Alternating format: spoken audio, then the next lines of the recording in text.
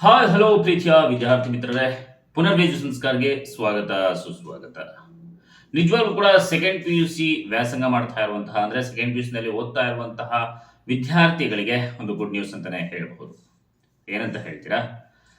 ಎಷ್ಟೋ ವಿದ್ಯಾರ್ಥಿ ಮಿತ್ರರು ಕಮೆಂಟ್ ಬಾಕ್ಸ್ ನಲ್ಲಿ ಕಮೆಂಟ್ ಮಾಡ್ತಾ ಇದ್ರು. ಏನಪ್ಪಾ ಅಂತಂದ್ರೆ, ಸರ್ ನಾನು ಸೆಕೆಂಡ್ ಪಿ ಯು ನಲ್ಲಿ ಓದ್ತಾ ಇದ್ದೇನೆ, ಇನ್ನೇನೋ ಆನ್ಯುವಲ್ ಎಕ್ಸಾಮ್ 9ನೇ ತಾರೀಕಿಂದ ಪ್ರಾರಂಭ ಆಗ್ತಾ ಇದೆ.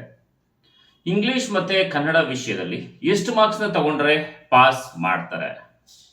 20 ಮಾರ್ಕ್ಸ್ ತಗೋಬೇಕಾ ಅಥವಾ 35 ತಗೊಳ್ಳೇಬೇಕಾ? ಎಷ್ಟು ಮಾರ್ಕ್ಸ್ ತಗೊಂಡ್ರೆ ಪಾಸ್ ಮಾಡ್ತಾರೆ ಅನ್ನೋದನ್ನು ದಯವಿಟ್ಟು ತಿಳಿಸ್ಕೊಡಿ ಸರ್ ಅಂತ ಕೇಳ್ತಾ ಇದ್ರು. ಜೊತೆಗೆ ಒಂದು ಸಬ್ಜೆಕ್ಟ್ ಅಲ್ಲಿ ಕಡಿಮೆ ಮಾರ್ಕ್ಸ್ ಬಂದು ಬೇರೆ ಸಬ್ಜೆಕ್ಟ್ ಅಲ್ಲಿ ಎಷ್ಟು ಮಾರ್ಕ್ಸ್ ಬಂತು ಅಂತಂದ್ರೆ ಪಾಸ್ ಮಾಡ್ತಾರ?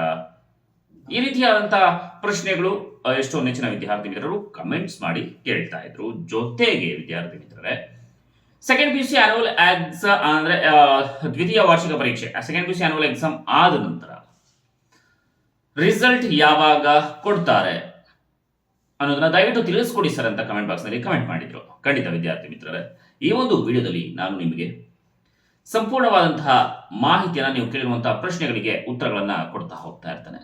ಅಕಸ್ಮಾತ್ ಈ ಒಂದು ಉತ್ತರಗಳನ್ನ ನೋಡೋದಕ್ಕಿಂತ ಮುಂಚೆ ಹೊಸದಾಗಿ ನೀವು ನಮ್ಮ ಚಾನಲ್ಗೆ ಭೇಟಿಯನ್ನ ಕೊಟ್ಟಿದ್ರೆ, ಇನ್ನೂ ಕೂಡ ನಮ್ಮ ಚಾನಲ್ ಅನ್ನ ಸಬ್ಸ್ಕ್ರೈಬ್ ಮಾಡಿಲ್ಲ ಅಂತಂದ್ರೆ ಬೇಗನೆ ಸಬ್ಸ್ಕ್ರೈಬ್ ಮಾಡಿ. ಜೊತೆಗೆ ಪಕ್ಕದಲ್ಲಿರುವ ಬೆಲ್ ಐಕಾನ್ ಕ್ಲಿಕ್ ಮಾಡಿ ಆಲ್ ಅನ್ನೋದನ್ನ ಒತ್ತಿ. ಹಾಗೇನೆ ನಿಮಗೆ ಯಾವ ಒಂದು ಸಬ್ಜೆಕ್ಟ್ಸ್ ಇಂಪಾರ್ಟೆಂಟ್ ಕ್ವಶನ್ಸ್ ಬೇಕು, ಆಲ್ರೆಡಿ ಪಾಸಿಂಗ್ ಪ್ಯಾಕೇಜ್ಗಳನ್ನು ನಾವು ಅಪ್ಲೋಡ್ ಮಾಡಿದ್ದೇವೆ. Second P U C annual ಎಕ್ಸಾಮ್ಗೆ ಸಂಬಂಧಪಟ್ಟ ಹಾಗೆ ನಿಮಗೆ ಯಾವ ಸಬ್ಜೆಕ್ಟ್ ಬೇಕು ಅನ್ನೋ ಕಮೆಂಟ್ ಬಾಕ್ಸ್ ನಲ್ಲಿ ಮಾಡಿದ್ದೇನೆ, ಕಮೆಂಟ್ ಮಾಡಿ. ಸೊ ಬನ್ನಿ ಈಗ ವಿಡಿಯೋನ ಶುರು ಮಾಡೋಣ. ವಿದ್ಯಾರ್ಥಿಗಳ ಮೊದಲ ಪ್ರಶ್ನೆ ಏನಾಗಿತ್ತಪ್ಪ ಅಂತಂದ್ರೆ, sir second P U C annual exam ಮುಗಿದ ನಂತರ ಯಾವಾಗ ನಮಗೆ ರಿಸಲ್ಟ್ ಅನ್ನ ಕೊಡ್ತಾರೆ ಅನ್ನೋದನ್ನ ದಯವಿಟ್ಟು ತಿಳಿಸ್ಕೊಡಿ ಸರ್ ಅಂತ ಕೇಳಿದ್ರು. ಖಂಡಿತ ವಿದ್ಯಾರ್ಥಿ ಮಿತ್ರರೇ, ಈಗ ಆಲ್ರೆಡಿ ನಿಮಗೆ ಮಾರ್ಚ್ ತಿಂಗಳಿನಿಂದ ಅಂದ್ರೆ 9ನೇ ತಾರೀಕಿಂದ ಪರೀಕ್ಷೆಗಳು ಪ್ರಾರಂಭ ಆಗ್ತಾ ಇದೆ. ಪರೀಕ್ಷೆ ಮುಗಿದ ನಂತರ ಏಪ್ರಿಲ್ ತಿಂಗಳು ನಿಮಗೆ ಏನು ಉತ್ತರ ಪತ್ರಿಕೆಗಳಿರುತ್ತೆ, ಆ ಉತ್ತರ ಪತ್ರಿಕೆಗಳನ್ನ ಮೌಲ್ಯಮಾಪನವನ್ನ ಮಾಡೋದಕ್ಕೆ ಸಮಯವನ್ನ ತೆಗೆದುಕೊಳ್ತಾರೆ. ಸೊ ನಂತರ ನಿಮಗೆ ರಿಸಲ್ಟ್ ಅನ್ನ ತಿಳಿಸ್ಕೊಡಲಾಗುತ್ತೆ. ಸೊ ನಿಮಗೆ ರಿಸಲ್ಟ್ ಯಾವಾಗ ಬರುತ್ತೆ ಅನ್ನೋದನ್ನ ನೋಡೋದಾದ್ರೆ, ಮೇ 10ನೇ ತಾರೀಕು ನಿಮಗೆ ರಿಸಲ್ಟ್ ಅನ್ನ ಅನೌನ್ಸ್ ಮಾಡಲಾಗುತ್ತೆ ಅಂತ ಮೂಲಗಳಿಂದ ತಿಳಿದು ಬಂದಿರುವಂತದ್ದು. ಅಂದ್ರೆ ನಿಮ್ಮ ಏನು ರಿಸಲ್ಟ್ ಮೇ ತಿಂಗಳ 2ನೇ ವಾರ ಅಥವಾ 3ನೇ ವಾರದಂದು ನಿಮಗೆ ರಿಸಲ್ಟ್ ನಿಮ್ಮ ಕೈಗೆ ಸೇರುತ್ತೆ. ನೆಕ್ಸ್ಟ್ ಮುಂದಿನ ಪ್ರಶ್ನೆ ಏನಪ್ಪಾ ಅಂತಂದ್ರೆ, ಸರ್ ಈಗ ನಾವು ಎಕ್ಸಾಮ್ ನಲ್ಲಿ ಎಷ್ಟು ಅಂಕಗಳನ್ನ ತೆಗೆದುಕೊಂಡ್ರೆ ಪಾಸ್ ಮಾಡ್ತಾರೆ ಅಂತ ಕೇಳಿದ್ರು. ಖಂಡಿತ 100ಕ್ಕೆ 35 ಅಂಕಗಳನ್ನ ತೆಗೆದುಕೊಳ್ಳಬೇಕಾಗತ್ತೆ. ಹಾಗೇನೆ ಪ್ರಾಕ್ಟಿಕಲ್ಸ್ ಏನಾದ್ರೂ ಇತ್ತು ಅಂದ್ರೆ, ಕೆಲವೊಂದು ಕಂಪ್ಯೂಟರ್ ಸೈನ್ಸ್ ಎಕ್ಸಾಮ್ಸ್ ಇರುತ್ತೆ, ಪ್ರಾಕ್ಟಿಕಲ್ ಮಾಡಿ ಅದರಲ್ಲಿ 30 ಮಾರ್ಕ್ಸ್ ಕೊಡ್ತಾರೆ ಅಲ್ವಾ. ಸೊ 30% ಅಷ್ಟು ನೀವು ಮಾರ್ಕ್ಸ್ನ ತೆಗೆದುಕೊಳ್ಬೇಕಾಗತ್ತೆ. ಅಂದ್ರೆ 70ಕ್ಕೆ 28 ಅಂಕಗಳನ್ನ ನೀವು ತೆಗೆದುಕೊಳ್ಬೇಕಾಗತ್ತೆ. ಆವಾಗ ನಿಮ್ಗೆ ಪಾಸ್ ಮಾಡಲಾಗತ್ತೆ ವಿದ್ಯಾರ್ಥಿ ಮಿತ್ರರೇ. ಇನ್ನು ಮುಂದಿನ ಪ್ರಶ್ನೆ ಏನಪ್ಪಾ ಅಂತಂದ್ರೆ, ವಿದ್ಯಾರ್ಥಿಗಳು ಕೇಳ್ತಾ ಇದ್ರು, ಸರ್ ಇಂಗ್ಲಿಷ್ ಅಲ್ಲಿ ನಾನು 25 ಮಾರ್ಕ್ಸ್ ನ ತೆಗೆದುಕೊಂಡ್ರೆ ನಿಮಗೆ ಅಂದ್ರೆ ನಮಗೆ ಪಾಸ್ ಮಾಡ್ತಾರಾ ಏನು ಅಂತ ದಯವಿಟ್ಟು ತಿಳಿಸ್ಕೊಡಿ ಸರ್ ಅಂತ ಕೇಳಿದ್ರು. ಅಕಸ್ಮಾತ್ ನೀವೇನಾದ್ರೂ ಕೂಡ ಇಂಗ್ಲಿಷ್ ಅಲ್ಲಿ 25 ಮಾರ್ಕ್ಸ್ ತೆಗೆದಿದ್ರೆ ಮೌಲ್ಯಮಾಪನ ಮಾಡುವಾಗ ಅಟ್ಲೀಸ್ಟ್ ಒಂದು 5 ಮಾರ್ಕ್ಸ್ ನಿಮಗೆ ಕೊಡ್ತಾರೆ.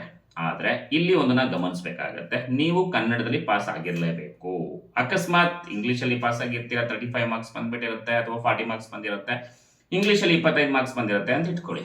ಆಗ ಖಂಡಿತ ನಿಮಗೆ ಒಂದು 5 ಅಂಕಗಳನ್ನ ಕೊಟ್ಟು ಪಾಸ್ ಮಾಡ್ತಾರೆ. ಇದರಲ್ಲಿ ನೀವು ಬರೀ 25 ಮಾರ್ಕ್ಸ್ ತೆಗೆದುಬಿಡ್ತೀನಪ್ಪ ಪಾಸ್ ಮಾಡ್ತಾರೆ ಅಂತ ಅನ್ಕೊಳಕ್ ಹೋಗ್ಬೇಡಿ. ಯಾಕಪ್ಪ ಅಂದ್ರೆ ಅಟ್ಲೀಸ್ಟ್ ಹಾರ್ಡ್ ವರ್ಕ್ ಮಾಡಿ ಒಳ್ಳೆ ಮಾರ್ಕ್ಸ್ ನ ತೆಗೆದುಕೊಳ್ಳಿ. ಜೊತೆಗೆ ಮುಂದಿನ ಪ್ರಶ್ನೆ ಏನಪ್ಪಾ ಅಂತಂದ್ರೆ, ಎಲ್ಲಾ ಸಬ್ಜೆಕ್ಟ್ ಅಲ್ಲೂ ಹೈಯೆಸ್ಟ್ ಮಾರ್ಕ್ಸ್ ತೆಗೆದು ಒಂದು ಸಬ್ಜೆಕ್ಟ್ ಅಲ್ಲಿ ಏನಾದ್ರು ಕಡಿಮೆ ಮಾರ್ಕ್ಸ್ ತೆಗೆದ್ರೆ ಫೇಲ್ ಮಾಡ್ತಾರೆ ಸರ್ ಅಂತ. ಈಗ ಆಲ್ಮೋಸ್ಟ್ ಎಲ್ಲದರಲ್ಲೂ ಕೂಡ ಎಲ್ಲ ಸಬ್ಜೆಕ್ಟ್ ಅಲ್ಲೂ 70 ಮಾರ್ಕ್ಸ್ 80 ಮಾರ್ಕ್ಸ್ ತೆಗ್ದಿರ್ತೀರಾ ಅಂತ ಇಟ್ಕೊಳ್ಳಿ. ಒಂದೇ ಒಂದು ಸಬ್ಜೆಕ್ಟ್ ಅಲ್ಲಿ 30 ಮಾರ್ಕ್ಸ್ ಬಂದ್ಬಿಟ್ಟಿರುತ್ತೆ. ಸೊ 30 ಮಾರ್ಕ್ಸ್ ಬಂದಿದ ತಕ್ಷಣ ನಾವು ಫೇಲ್ ಆಗೋಗ್ತೀರಿ, ಪಾಸ್ ಆಗ್ತೀರಿ. ಸೊ ಈ ರೀತಿಯಾದ ಗೊಂದಲಗಳು ನಿಮಗೆ ಇರುತ್ತೆ. ಸೊ ಖಂಡಿತ ನೀವು 70 ಮಾರ್ಕ್ಸ್ 80 ಮಾರ್ಕ್ಸ್ ತೆಗೆದ ಮೇಲೆ 30 ಮಾರ್ಕ್ಸ್ ಯಾವ ಸಬ್ಜೆಕ್ಟ್ ಅಲ್ಲಿ ತೆಗೆಯೋದಕ್ಕೆ ಸಾಧ್ಯ ಹೇಳಿ? ಯಾಕಂದ್ರೆ ನೀವು ಬುದ್ಧಿವಂತರಾಗಿರ್ತೀರಾ, ಎಲ್ಲ ಒಂದು ಸಬ್ಜೆಕ್ಟ್ ಅಲ್ಲೂ ಹೈಯೆಸ್ಟ್ ಮಾರ್ಕ್ಸ್ ಬಂದೇ ಬರುತ್ತೆ.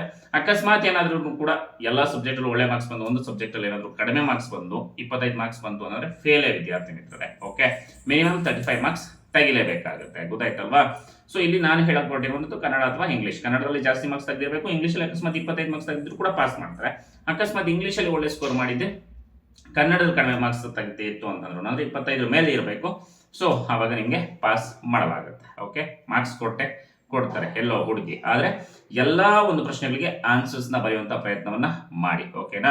ಹಾಗೆ ನಿಮ್ಗೆ ಏನಾದ್ರು ಕೂಡ ಡೌಟ್ಸ್ ಇದೆ ಕಮೆಂಟ್ ಬಾಕ್ಸ್ ನಲ್ಲಿ ಕಮೆಂಟ್ ಮಾಡಿ. ಈ ವಿಡಿಯೋ ಸಹಾಯ ಆಗಿದೆ ನಿಮ್ಮ ಎಲ್ಲಾ ಫ್ರೆಂಡ್ಸ್ಗಳು ಕೂಡ ಶೇರ್ ಮಾಡಿ. ನಿರಂತರ ಶೈಕ್ಷಣಿಕ ಸುದ್ದಿಗಳಿಗಾಗಿ ನೋಡ್ತಾ ಇರಿ ಪುನರ್ವಿ ಎಜು ಸಂಸ್ಕಾರ ಚಾನಲ್. ಇದು ಕಲಿಕೆಯ ಸಾಗರ. ನಮಸ್ಕಾರ.